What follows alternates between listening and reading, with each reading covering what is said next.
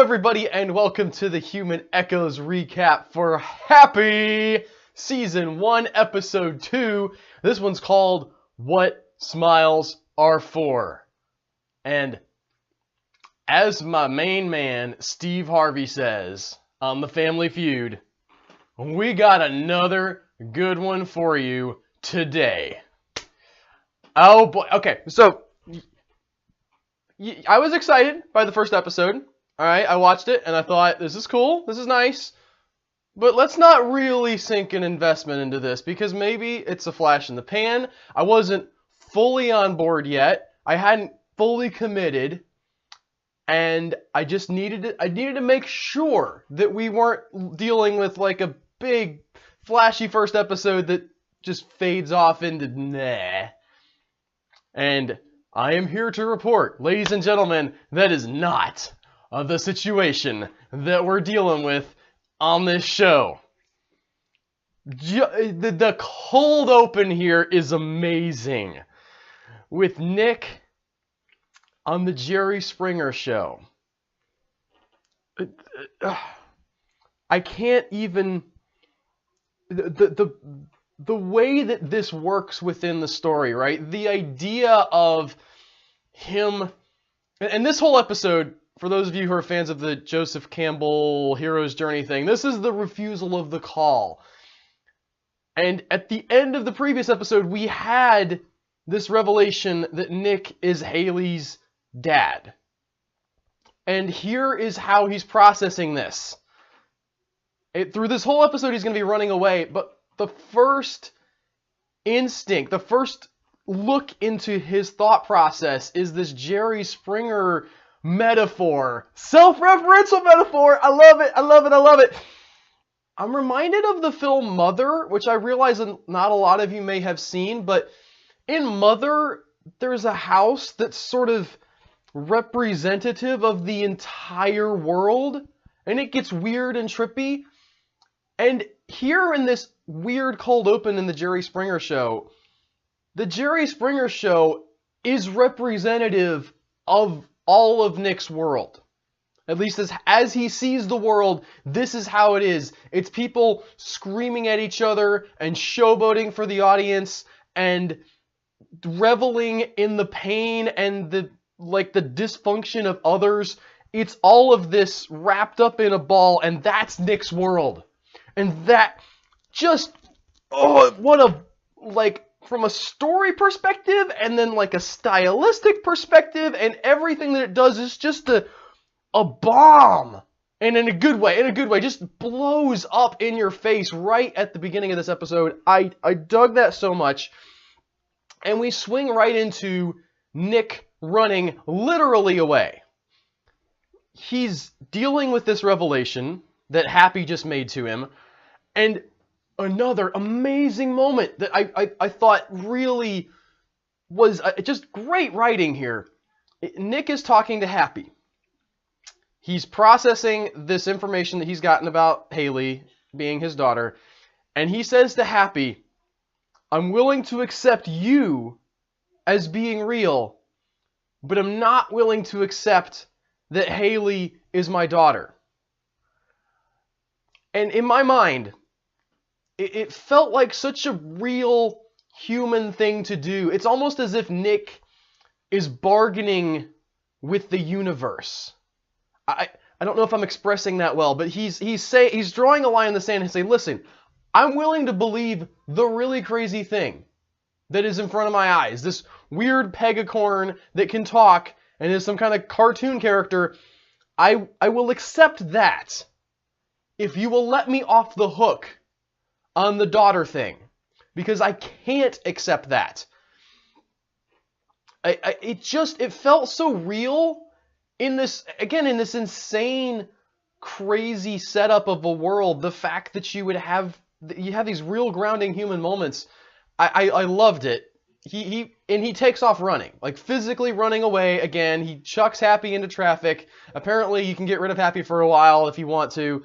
And he is gone. He's like, no, I'm not doing this. He's, again, refusing the call. Cut to the call. Haley's mom putting up posters, and she sees other missing posters in the city, and she realizes, I think, and it's just a visual, she doesn't have any lines in the scene, I don't think, but it's just this visual, like, storytelling moment where you see that she understands that things aren't gonna go her way like this. That there are tons of kids lost in the city, that nobody cares about her daughter, that nobody cares about her, and she is gonna have to do something. Speaking of Haley, we see her in her cage. There's other kids in the cage, right? Like there's several kids in these weird boxes that this creepy Santa Claus has built, and we've panned across them. We get to Haley, and she's talking to someone in the cage next to her. And there's this line of dialogue that is interesting to me. The person that she's talking to turns out to be the Santa Claus, all right? Spoilers, if you haven't, for some reason you haven't watched the episode and you came over here, like, I just want to see Albert talk. I just want to see what he talks about, y'all. I don't like that hobby show, but I want to see this guy say some words on the YouTubes. If that's you, I guess, you know, I'm going to blow the lid off this episode, but it turns out to be the Santa doing a fake little girl voice. But the thing that he says in this first scene is interesting, because he tells her that the reason they've been taken is because this guy wants them to not grow up, to stay little kids forever. And I thought that was an interesting motivation, like a very genuine feeling motivation for a crazy person to have, obviously. He's still not okay, but this felt like a grounded, like, here's an actual psychological thing that might lead a person to do this, to take kids and kill them off, because, well, we haven't seen him kill anybody, but I'm going to say it's probably not past him, but this idea that he is trying to preserve this innocence somehow, and in so doing that, obviously completely messing up all hope of innocence for these kids. I like that. That really resonated with me. Nick, meanwhile, has run all the way back to his apartment, and this is such a baller scene. He walks in, is immediately, like, he knows that there are people waiting for him in his apartment. He's gotten the scoop from his landlady or whoever lives down the hall from her, whatever this old lady is that he meets in the foyer. I love the juxtaposition of that word with Nick's crummy apartment. Sorry. I was not expecting that. That's just me cracking myself up. But he gets into his apartment, and there's all of these goons, and he just walks in. I mean, he does own the place, but like there's nothing wrong, starts rummaging through the couch cushions, you know, talking to these guys like he ain't afraid of them.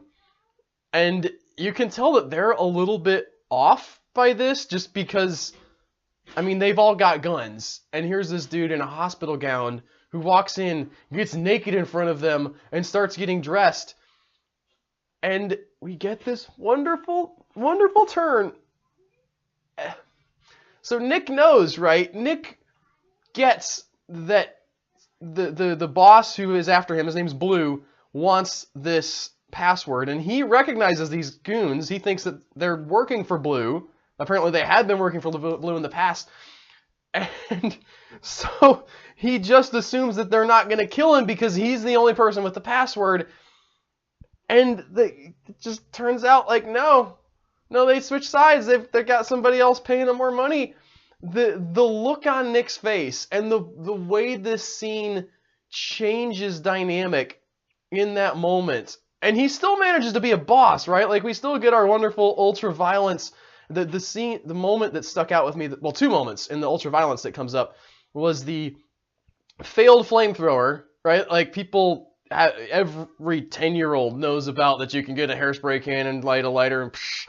And the fact that they don't do that, that they subvert that with them just spraying hairspray in the guy's face with the lighter not lighting, probably a budgetary thing. Like, while this show is not cheap, maybe just my imagination says somebody looked at a line on him thing and says, listen, we just can't afford a guy on fire for this episode. And so they turn it into a joke.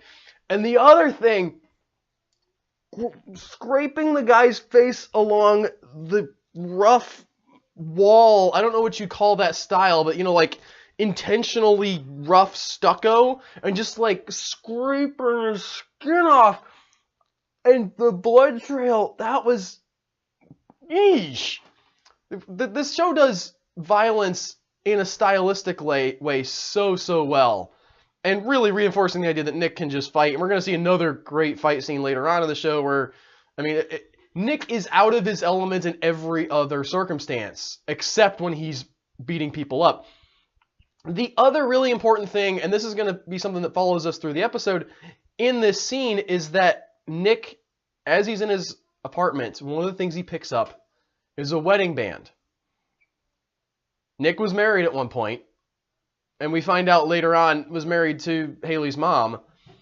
And the fact that he grabs this, I don't even know for sure if he fully understands why. I think, as we see later, it's a literal bargaining chip for him that he can put down, you know, physical gold somewhere and say, this is worth some money, I'm buying into this poker game. I think he would probably deny being actually emotionally attached here, but I don't know that that's completely untrue. I think this is something that is important to him on some level. He's kept it for all these years. He's still got it in a box. The fact that he hasn't thrown this out, it's not a valuable wedding ring, okay? These things are not expensive. I got this one in Walmart for like $50. So we're talking about like a relatively trivial piece of jewelry, but he's held on to it for all these years. Gives us some insight into his character. Meanwhile, we get our lady cop from the previous episode. I don't remember if I talked about her in the recap, but I made sure I checked on what her name is this time, because sometimes I'm bad with names. Her name is Meredith, and she's talking with the big-time gangster whose name is Blue. Blue has some kind of dirt on Meredith. We don't know what.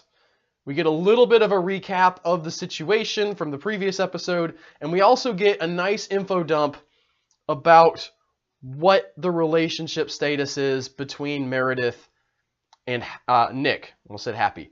And Meredith and Nick was married to Haley's mom.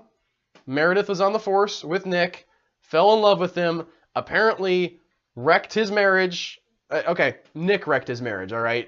He made a choice. If he did sleep with her, it wasn't her fault, but still that dynamic is there. And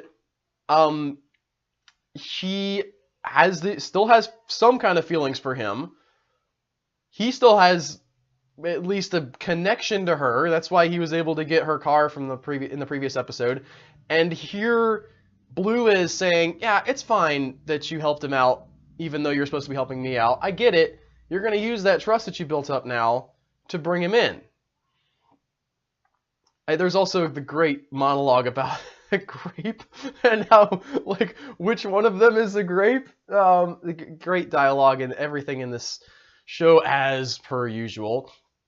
We then see Nick on his way to get himself the things that he needs to stay alive, cash and money, and he goes to the guy who he knows has the cash and the money, Ledik. And on the way, Happy has showed back up. Nick sort of tosses him to the side, puts him in a dryer. Again, I question like the physics of how Happy works with being an imaginary person, but actually being physically stuck in a washer. But anyway, let's not dig too far into that because he is imaginary, and maybe he uses whatever rules the imagination of the person who's talking to him uses. Nick goes to this card game, initially sort of gets laughed out of it. He thinks he's gonna, I think he believes that he can do something here on his own. He's deluded himself into thinking that maybe his luck will be good enough here where he can roll into this card game, he can wager his wedding band, he can stack up some money, and he can be okay, and he can get out of town. Meanwhile, Ledik knows that Nick is being looked for by Blue. Ledik is working for Blue, and is just there keeping him long enough for Blue to come and get him, I guess? Although Blue never shows up, so maybe faster response time, my dude. But eventually we get this great moment where Nick realizes, Happy shows back up. Nick has been having a bad string because, as they state out loud with words in this episode, the only thing he's good at is violence, right? Like, he's never lucky. Nick realizes that Happy can help him cheat because Happy can see things that he can't see and nobody can see Happy. But Happy has a problem with this. And this is a real important moment in the story, I think. Nick convinces Happy to go against his principles. He corrupts Happy to cheat for him, with him, so that he can get this money and these guns. And he lies to Happy and says it's so that they can go and find Haley, when at this point in the story, Nick has zero intention of going and finding Haley. He's just wanting to run. And in the course of all of this, Happy also ends up inhaling some of the cocaine. Now, at this point, Nick has already won a bunch of cash, right? He's good there. Although I don't know why all these guys just had all of this money sitting with them. I guess this is like a high-rolling poker table. You'd think that like the guys would be out like a couple $100 and just leave, but apparently they came with $1,500 to bet on poker. And also, in the interim here, there's a great moment where all of these gangster guys are talking about their kids and the process of building up Christmas for their kids, and you realize that they have accepted this responsibility that Nick is unwilling to, that they are, in a very real sense, better people than Nick is, because at least they acknowledge their children, and even if they're not really doing a great job of keeping up with them, they're like, they know that they're doing a bad job. They're willing to admit it. Some of them manage to get terrible toys for their kids. Some of them gamble all their money away and are carving toys for their kids out of wood. But at least they're fathers and they're accepting that responsibility. And Nick has no intention of doing that. A great contrast. Happy goes crazy, right, from the cocaine. Again, there's the process of corruption of Happy. And very important to the story, Nick gets found out. He admits that he was cheating, although it's sort of just like he just says, yeah, I'm cheating. And I love the moment where he tells them, I've got a blue unicorn horse looking at your cards on your hat. Just when the truth is so ridiculous that a character can say it out loud and everybody thinks that he's crazy. And that's the strategy. I do enjoy that. Another beautiful scene of violence in this warehouse where they're having the poker game. And Nick goes on the run. In the next scene, we have Meredith, the lady cop that we mentioned earlier. She comes home to her mom, who is old and has dementia, and one of Blue's men is there, right? This is part of the arrangement that Blue has made with Meredith, is that until she gets Nick in, her mom's life is in danger. And I feel like I'm overly superlative here, because I don't want you guys to think that I'm just like pumping everything up and I think everything is the best. But there's this scene between Meredith and the guy who tortured Nick in the previous episode, right? This creepazoid guy. Meredith comes in, right? Like, he's the guy who tortured Nick, and I don't have his name in front of me, has been doing facials with Meredith's mom, right? Treating her like he's not threatening her. I mean, he is threatening her to Meredith, but to the mom, he's a nice guy. And he is really good at playing that part. And Meredith gets him into the kitchen, has a gun to his chin. And in this moment, this guy, with no weapon, right? With no cards to play except that if you kill me, Blue's going to be mad, really. But he doesn't even say that. The card that he plays, and it's such a good one, is the "You're a Bad Daughter" card. The fact that he gets inside of her head in this moment when he's got a gun to his chin, and she is like seriously about ready to pull this trigger because he's messing with her mom, and he just worms his way into there and manipulates her and plays on every single like insecurity and fear that she has and tears her apart with nothing but words. It blew my mind. It was insanely good, that scene. It really, like, in the previous episode, he was just the guy who was torturing Nick, and you can play, like, you can just be the creepy guy who tortures people, and that's fine, alright? That's, like, that will get you in the villain quadrant, okay? People will say, I don't like that guy. He's creepy, and he was torturing people. What's up with that? But to be able to pull a stunt like this, that's next level stuff.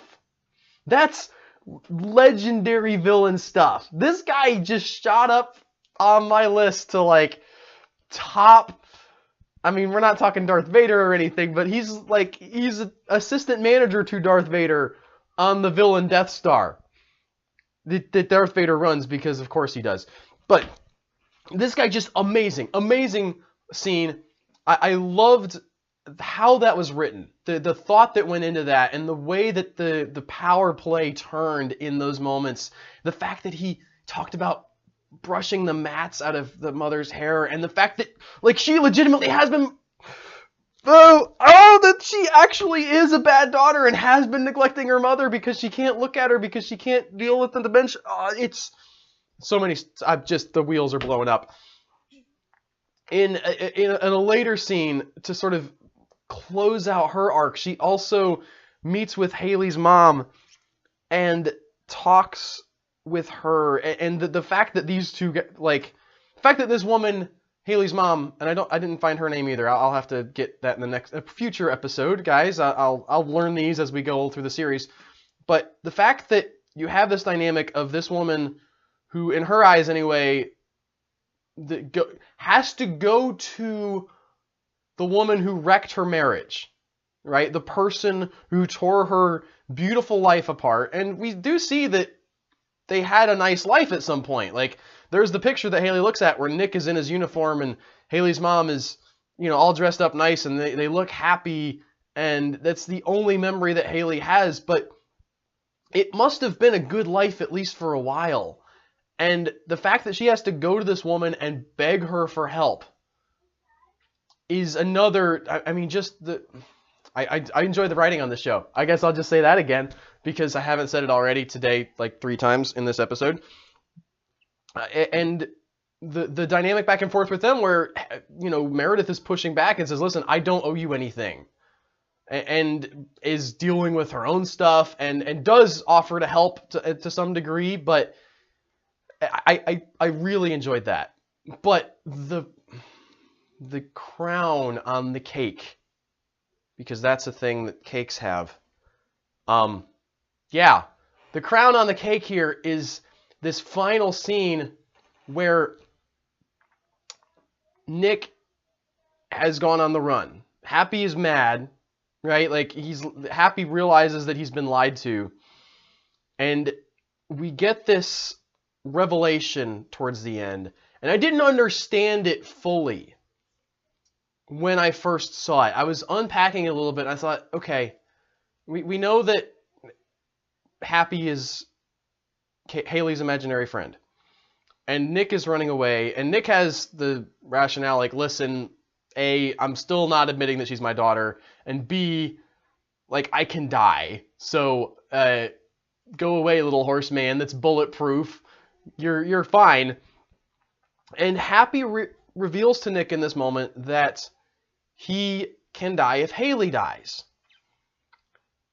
And we've already seen them talk about how Nick, in this previous scene, had corrupted Happy, right? Had taken this very pure, good thing and turned it into something that was dishonest, all right, against his better judgment, all right? So Happy had done some kind of drugs. I think it was cocaine, but I don't know anything about drugs, so feel free to correct me if I'm wrong.